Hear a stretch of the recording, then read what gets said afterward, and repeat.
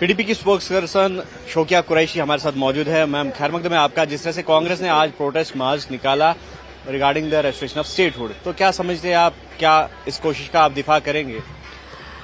देखें, ये बहुत खुश आइंद कदम है कि अगर हमारी कांग्रेस ने ऐसा स्टेप लिया है, क्योंकि आप देखें कि राहुल गांधी जी ने एक खत लिखा जो मोदी जी को, खुश आइंद कदम है। लेकिन स्टेटहुड पे नेशनल कॉन्फ्रेंस ने वोट नहीं लिया है, स्टेटहुड पे नहीं लिया है। उन्होंने 370 पे वोट लिया है, 35A पे वोट लिया है। और इस वक्त अभी कल ही मेरी एक तर्जुमान से एक डिबेट में हमारी बहस हो रही थी। उन्होंने कहा कि ये भी हमारे ही एक अलायंस है इनके साथ। लेकिन जब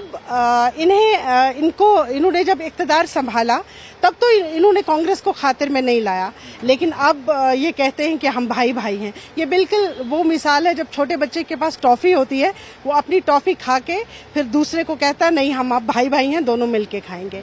तो पीडीपी का जो इस वक्त स्टैंड है, हम लोग ठीक है इनके साथ हैं। अगर प्रोटेस्ट के लिए आना है, सड़कों पे आना है, हम बिल्कुल पार्टीज के साथ हैं और एक ही प्लेटफॉर्म पे काम करेंगे। लेकिन हमें स्पेशल स्टेटस चाहिए, 370 चाहिए, हमें 35A चाहिए, जिसके लिए हमारी यहाँ की जो इस वक्त सरकार है उनके पास 50 MLA हैं और उनके पास 3 पार्लियामेंट मेंबर हैं। तो लोगों का एतमाद उन्हें इसी बात पे मिला था।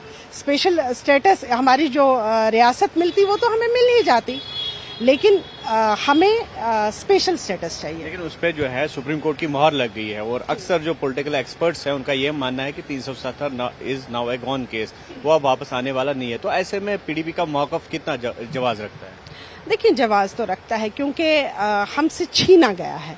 और अगर मरकजी सरकार हमारी कॉन्स्टिट्यूशन पे एतबार करती है तो ये हक जो है 370 का, ये भी हमें कॉन्स्टिट्यूशन नहीं दिया था, ये हमारा हक है और हमें तो वापस चाहिए ये अपना हक।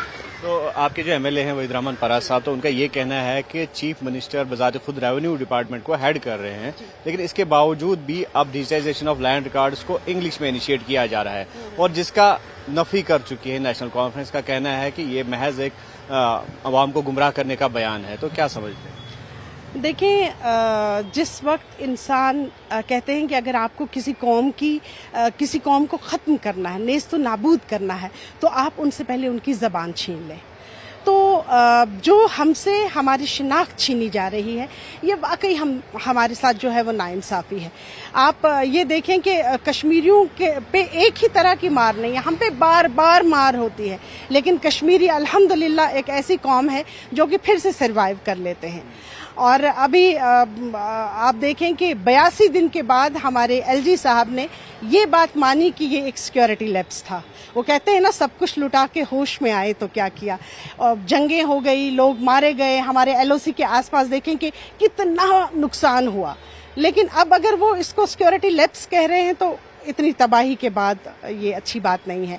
और शायद इतना ये मामला जो है ये आता ही नहीं। अभी आप देखिए कि 13 तारीख को जो यहाँ पे इतना बड़ा बवाल हुआ, जो नेशनल कॉन्फ्रेंस ने 14 जुलाई को एक ड्रामा रचा, वो होता ही नहीं। अगर जब हमने ये बिल लाई थी, अगर उसको उस वक्त हमारे स्पीकर साहब ने टेबल कर दिया होता तो शायद इतना बवाल मचता ही नहीं।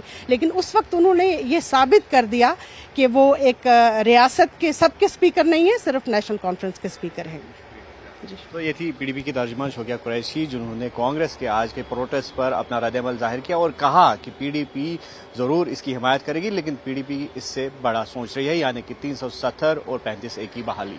न्यूज़ 18 के लिए अयूब खान के साथ से नरसर मुदस्सर कादरी।